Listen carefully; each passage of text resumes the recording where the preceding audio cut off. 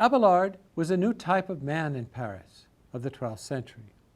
We can see the difference in the generational divide that separates him from his father. Abelard's father was a knight, and Abelard a man of letters, a shift he describes as a move from Mars to Minerva, from military arms to verbal dispute and debate. I was so carried away by my love of learning, he writes, that I renounced the glory of a soldier's life, made over my inheritance and rights of the eldest son to my brothers, and withdrew from the court of Mars in order to kneel at the feet of Minerva. I preferred the weapons of dialectic to all the other teachings of philosophy, and armed with these, I chose the conflicts of disputation instead of the trophies of war.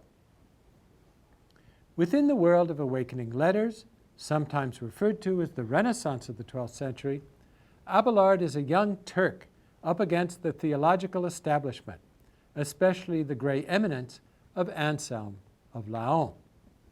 I approached this old man, he brags, who owed his reputation more to long practice than to intellect or memory. Anyone who knocked at his door to seek an answer to some question went away more uncertain than he came.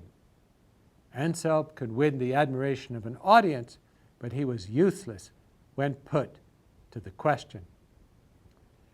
This put to the question takes us in the direction of Abelard's great, irritating intervention in the history of philosophy, and bespeaks the shift from theology to philosophy, from belief to logic, which is synonymous with the rise of the university.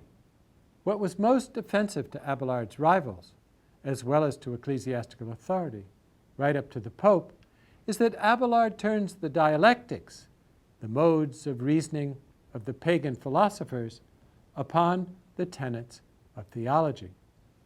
This is the meaning of the passage, where he states, "One day it happened that after a session of sentences, we students were joking among ourselves, when someone rounded on me and asked what I thought of the reading of the Holy Scriptures, when I had hitherto studied only philosophy. I replied that concentration on such reading was most beneficial for the salvation of the soul, but that I found it most surprising that for educated men, the writings or glosses of the fathers themselves were not sufficient for interpreting their commentaries without further instruction."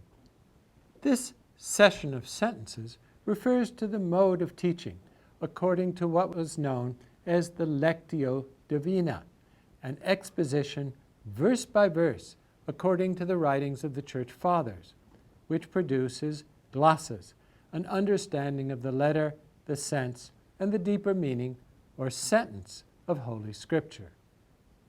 Abelard, on the other hand, wants to read the Bible without commentary. He wants immediate contact with the text.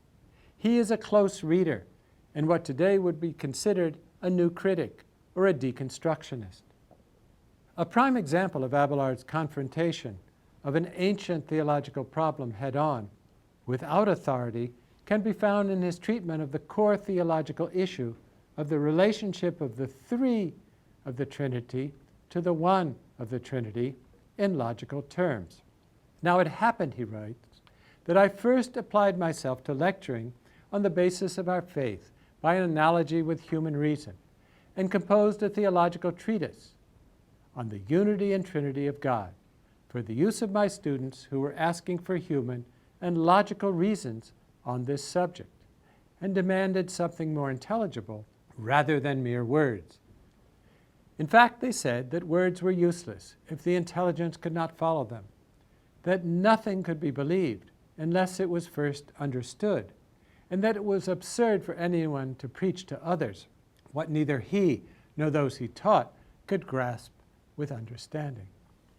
Abelard wants to introduce reason into faith, and he ends up, finally, by inserting the question of the Trinity into the ancient debate revived in the late 11th century by Rosselin of Compiègne concerning the status of universal linguistic terms, that is, the question of whether common nouns refer to ideas which actually exist somewhere are real and to which all particular references refer.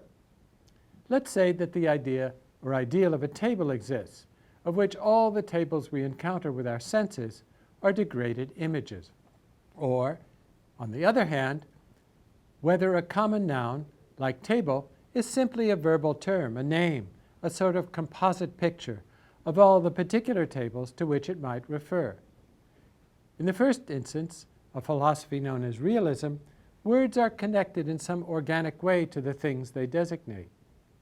In the second, known as nominalism, they are more detached and signify more powerfully in relation to each other than to the things to which they refer. Abelard caused an enormous stir when he turned such a tool of linguistic and philosophical analysis upon the core theological issue of the Trinity. He maintained that the difference between Father, Son, and Holy Spirit was either substantial, that is to say real, or it was accidental. If the difference is substantial, that is real, then the one of the Trinity cannot be three. If the difference between the Father, Son, and Holy Spirit is accidental, that is merely verbal, then they cannot be one. Put another way, there would be no place in which their unity might reside. Abelard's solution to this problem was to posit a third term between these two possibilities. The three persons of the Trinity inhere, he maintained, as an idea in the mind, an intellectio, on the model of the way that abstract nouns signify both the existence of an ideal substance and the division of that substance into particular objects in material reality.